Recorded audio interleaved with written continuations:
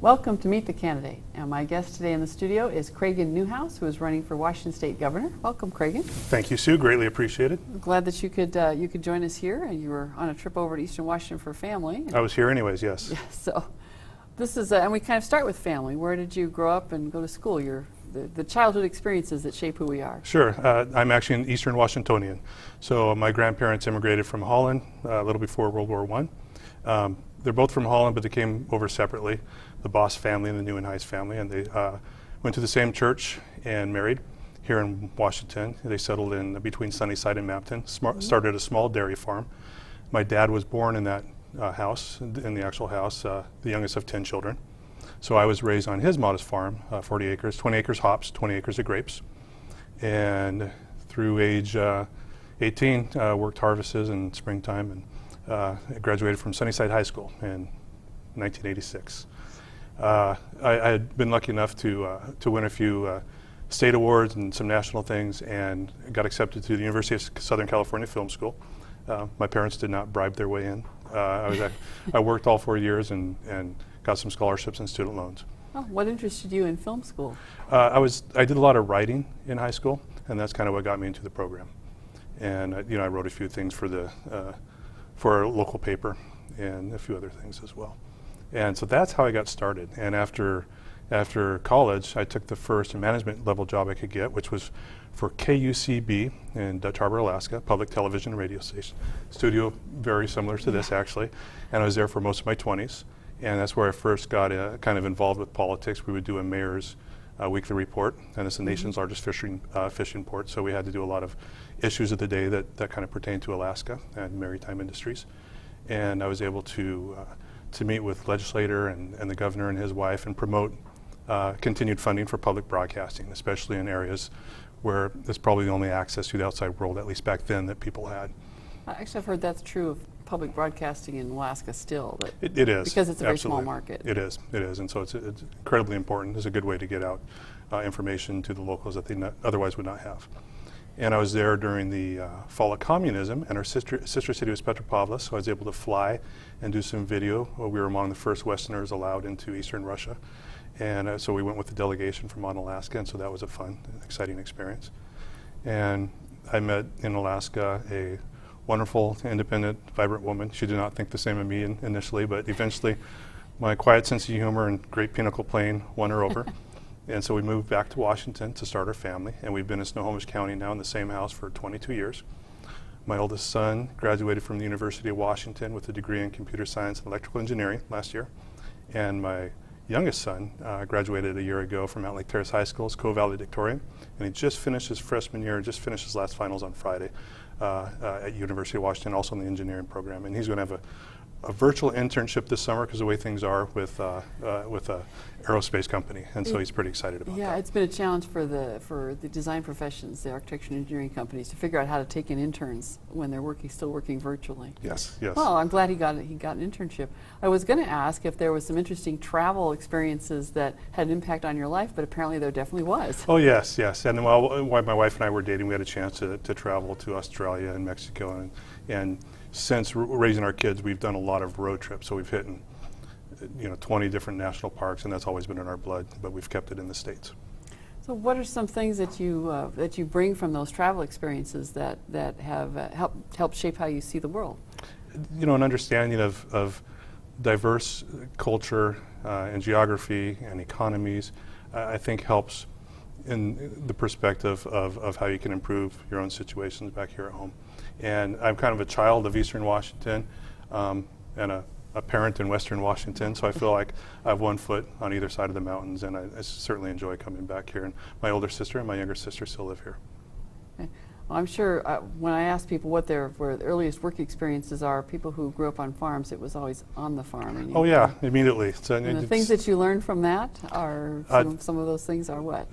Probably the strongest work ethic you can get. I mean, your dad puts you on a tractor as soon as your feet can hit the clutch. And you know, a lot of times you can't engage in sports because you have to worry about the harvest.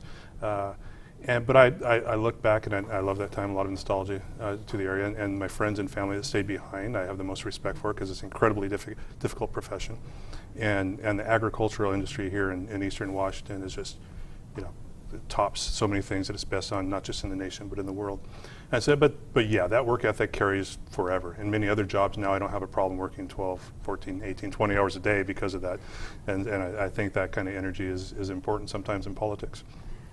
It does instill an ethic of you have to work till the job is done, not till the time is up. Correct. You can't just exactly. leave. There's no time limit on the harvest, right? When it's done, it's done. Right.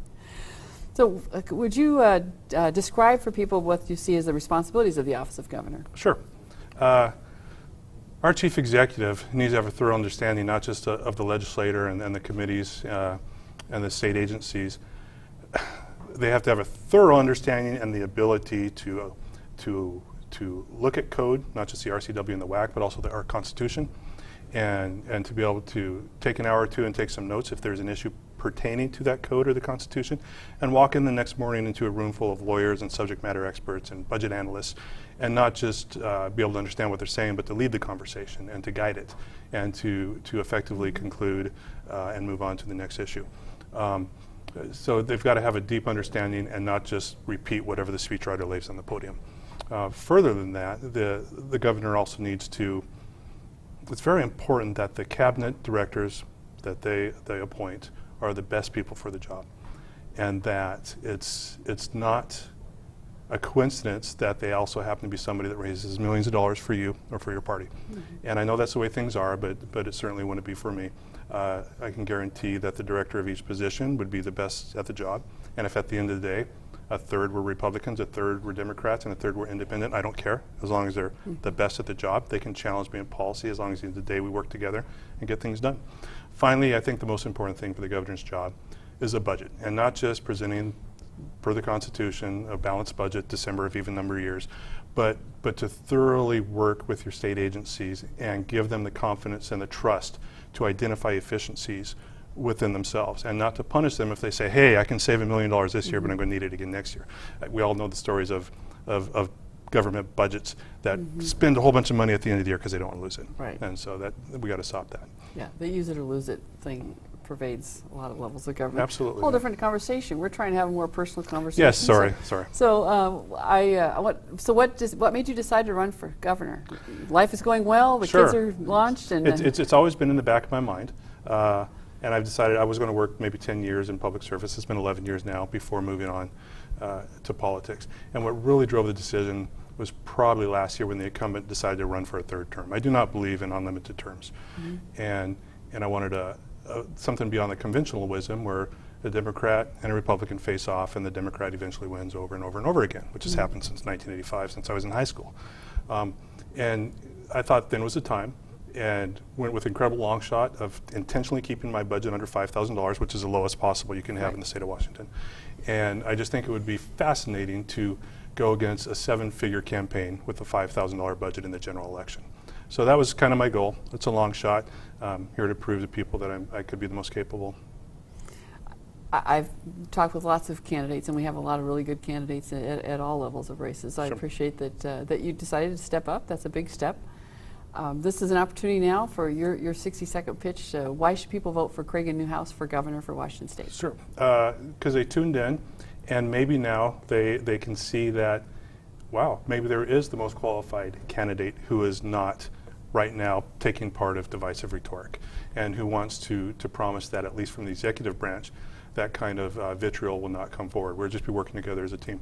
I think I'm probably the rare candidate that not only has a foundation for the first 18 or 20 years of their life on a farm, but who also has extensive high-level management experience in the nonprofit, the private, and the public sectors. And you don't have to be a career politician. I don't like that myth. I mean, understand how the legislature and the process works. I've been in it for the last 10 years on the city level, and it can happen. And so we just need one of you to tell 2 more people and have them tell 2 people about me. Okay, that's a good pitch, and thank you for coming in, Cregan. Well, thanks, Sue. I appreciate it greatly. 90 million Christians are eligible to vote. 40 million didn't. That's 45% of eligible Christians not voting. We can change that. We Believe We Vote was designed to arm people of faith with information on candidates And how they line up with biblical and constitutional principles. It's simply WeBelieveWeVote.com. We're on a mission to rev up the 2020 election. Tell your friends, your neighbors, and especially your pastors to rev up. Be an educated voter. Arm yourself with truth based on the Word of God. 2020, rev up. Register, educate, vote. Rev up. Rev up. Rev up 2020.